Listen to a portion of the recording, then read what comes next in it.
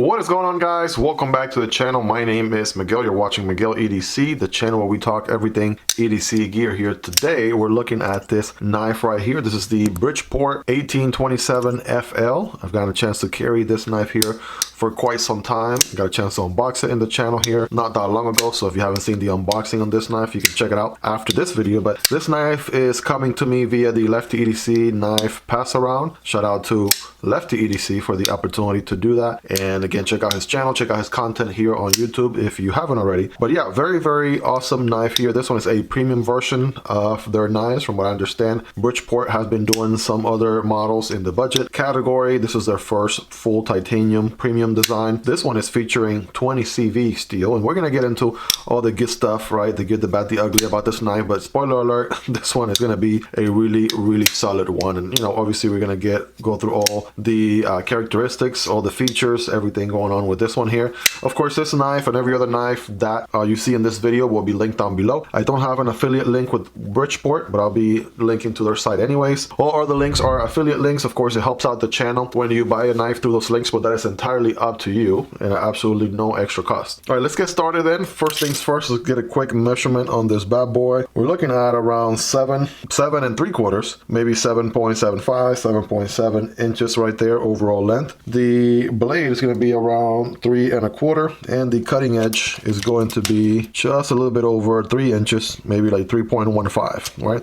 Handle overall, we're looking at a little bit over 4 1/4, like 4.3, 4.35 inches right there.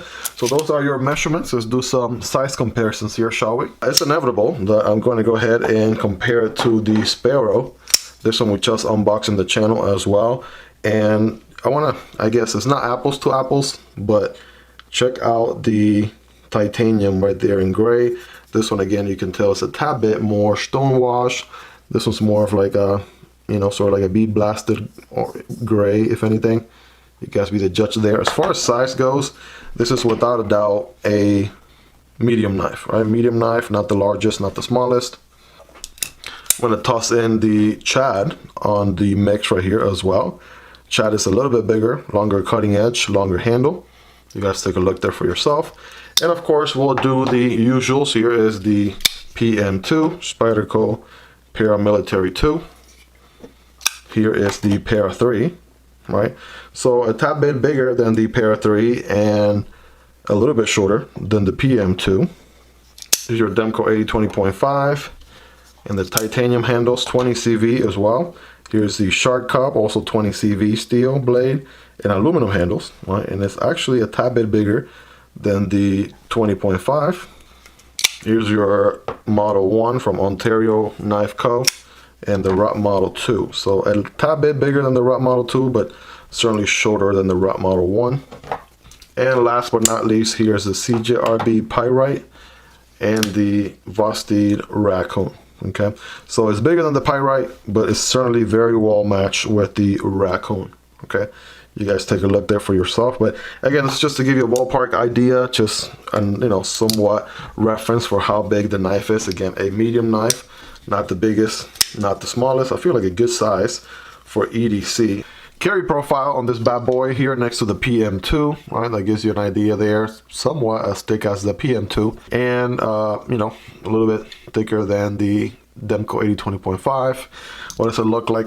Length and height in the pocket, well, it actually carries pretty narrow for the most part. So something like a Spyderco knife with a Spidey hole is gonna look a little bit wider. Same deal going on with something like the Demko AD 20.5. However, if you look at something a little bit more narrow, let's say like your CJRB Pyrite right there, or something like the Raccoon, that is sort of the aesthetics or the overall profile, right? Length and height right there that you're looking at. So what do we have going on with this one material wise? So I will say you have, first of all, 20 CV steel going on this one. It's a hollow grind going on here. It is a sheep's foot blade, and it sort of has this what they call rough stonewash finish to it, and it actually goes very well with the handle. There's even a black coated blade as well. So they have those two models, this one with the whole grayed out aesthetics, and one of them has a black stonewash blade, I believe. Just basically the same knife, just a different variation, if you would, which looks pretty good as well. So we have a nice pill shape opening going on the blade there,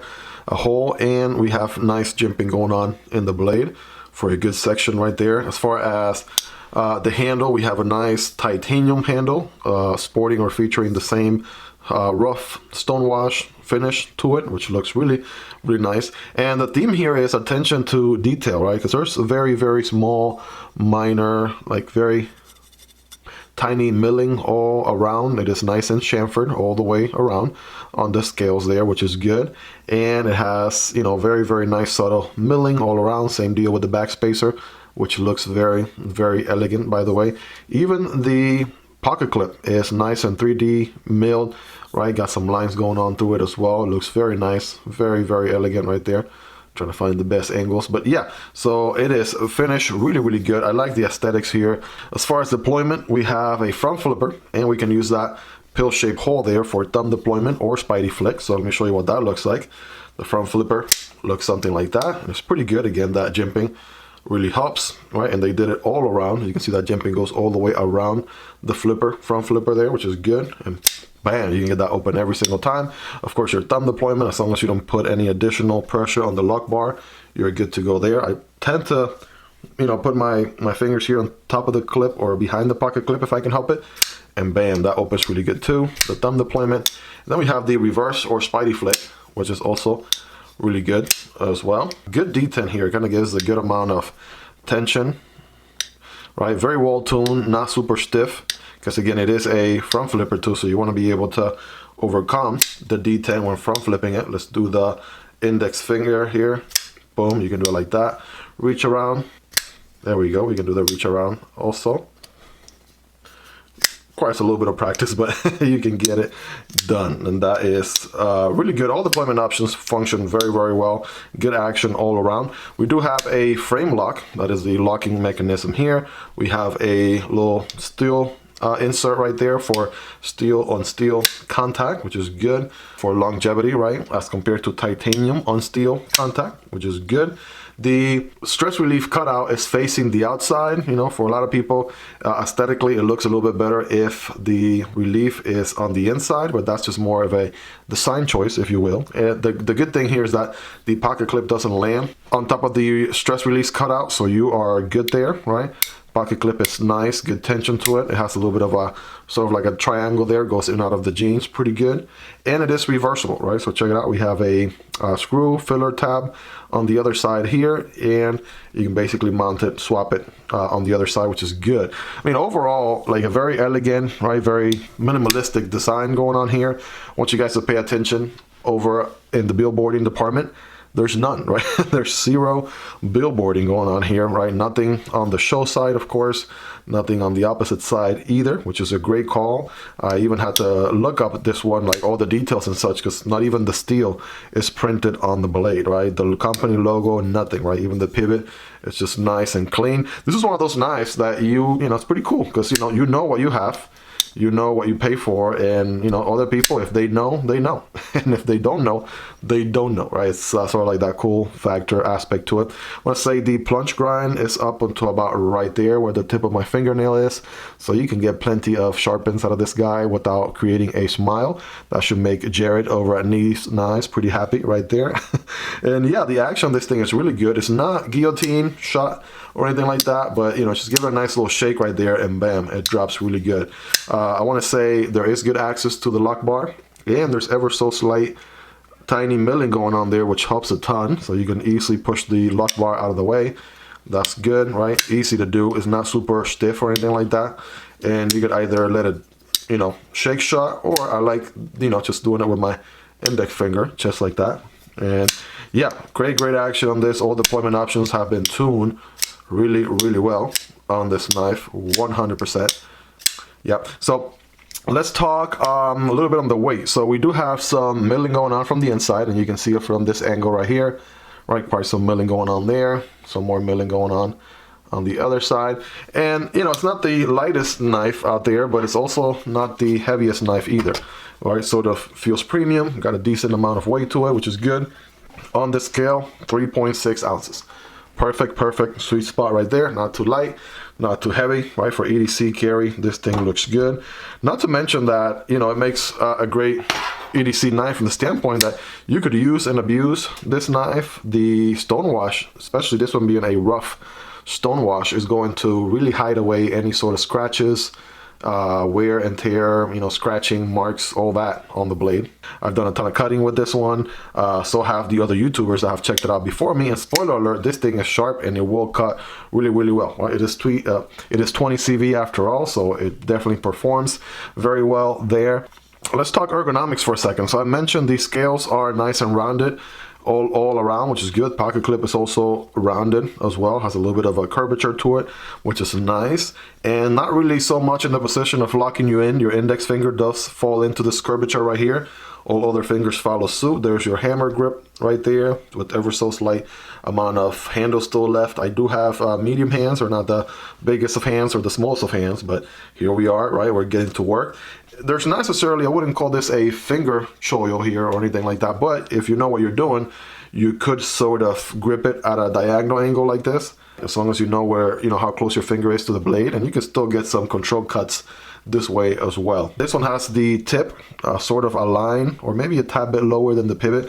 So if you wanted to, even though it has a little bit of belly going on, if you wanted to do some draw cuts, you still can, right? Do a little pinch grip right here, get a little X-Acto knife going on, right? Or just draw cuts, utility cuts going on with that tip is certainly gonna put in work, no doubt about that.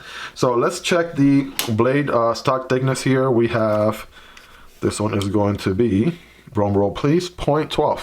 And 0.12 is pretty much what we see in most knives, right? It's a good average sort of standard that I see most knives that I check in this channel fall under. The handle, 0.48. That's also very close to the standard 0.5, or, you know, half an inch that most handles have in the channel here for all the knives that I check that are foldable knives. So that's really good too. Let's do a quick hardware check on this bad boy. As per usual, my tools are highly recommendable, linked down below. Part of the Strabito tool set. Just brings a bunch of bits for everything you need for your DIY knife or otherwise household needs. And I'm seeing big hardware on this one, which puts a smile on my face. Starting with the pivot, that's a T8, or could it be a T10? Okay, are we in for a treat here? Yes, T10 in the pivot, that's a W. Yep, and though I want to say, a little bit of play there with a T8. All right, T10 is too big, should be T9. Just experimenting. Yeah, so T8 in the filler tab, and TA in the pocket clip. All right, so you got the big hardware you would expect, which is good. All right, so T10 in the pivot, and then you have TA everywhere else. Definitely, that is a plus. That is what we prefer. So how sharp is this guy? We're gonna do a very scientific paper cutting test. Not really. We're gonna be cutting some paper and cardboard. So I got some printer paper, pretty much average everyday paper. Let's see how this guy does. I was just doing some tomato slices there, and you can see it slices pretty good. Some full slices now going all the way through. Oh yes, as long as it gets a good initial bite, this thing is going to cut very, very, very well. Check that out. And I love the sheep's foot blade on this one. It still has a tad bit of belly right there, right? The hollow ground puts in work, which is nice. Let's do some cardboard cutting. We have some pull-ups, diaper box cardboard here, single wall. Keep in mind we're cutting cardboard, don't cut perpendicular like this, but rather at an angle like that. And it should look something like this. Check out that full slice, guys. Yeah, very effortlessly, really. Wow. I'm sort of doing it slow so you guys can see it in action. But yes, it cuts really, really good. You guys rate it in the comments from 1 through 10. How sharp is this guy? In your opinion, let me know on a scale from 1 through 10. So this one comes in $250. I believe this is a limited run. As of recording this video, this knife is currently available at the Bridgeport website. Obviously link their website down below if you want to check it out. By the time I edit this video and it's posted, and by the time you're watching, I'm not completely sure, so definitely worth taking a look. Again, they have a black stonewash blade version of the knife as well. So overall, you have good action on this one through and through. Model name 1827 FL. At first I thought FL stood for Florida, but that's not it. FL stands for frame lock. Okay, they have other knives or other models worth looking into. The 395 V1, there's a V1 and a V2, I guess. There's the Bodily LL, that's another model from them as well, worth looking into. So yeah, this one currently available on their website as of the time of recording this video. My understanding is the OEM for this knife is Kubi, and we know Kubi can definitely do a really good job at this premium category. It is no secret, Kubi is a Chinese OEM, in case you didn't know. Now you do.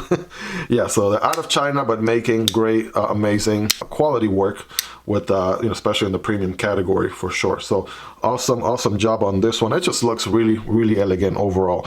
Beautiful design, right? Nice and milled all around where it matters. Attention to detail with the filler tab right there for the reverse clip. Nice and center and evenly in the middle. Honestly, I mean, the action has only gotten better with this one. The more and more I use it, the more and more I open it and close it. So all around, beautiful design. I love the fact that it has multiple deployment options for me, right? It doesn't take away from the functionality of a knife, but being able to deploy a given knife with multiple deployment options this day and age should be a must. At least I personally prefer knives that deploy multiple ways as compared to one deployment option and one deployment option only. So great action. Ergonomics again are really good. As close to hand melting as it can possibly get, because the pocket clip really, it's one of the best pocket clips you could have. It's rounded, right? Has some curvature to it. It's also rounded here at the tip, and I can barely feel that, if at all, that pocket clip in my hand whatsoever. So great ergonomics. This thing is a great cutter, very slicey.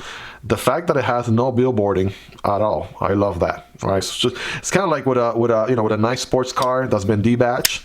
Those who are enthusiasts and are into cars will know what kind of car you have, but those that don't know, I guess that they don't know, they don't know. So that's pretty cool, right? And I feel like this one definitely is a conversation starter, because if you come around your knife friends or what have you, you'll be like, hey, what kind of knife is that? I noticed that there's no branding or anything. Tell me more, right? And that could be a whole conversation starter right there. Love the hollow grind, by the way. I love me a good, nice hollow grind on a knife, and they did so here in a spectacular manner.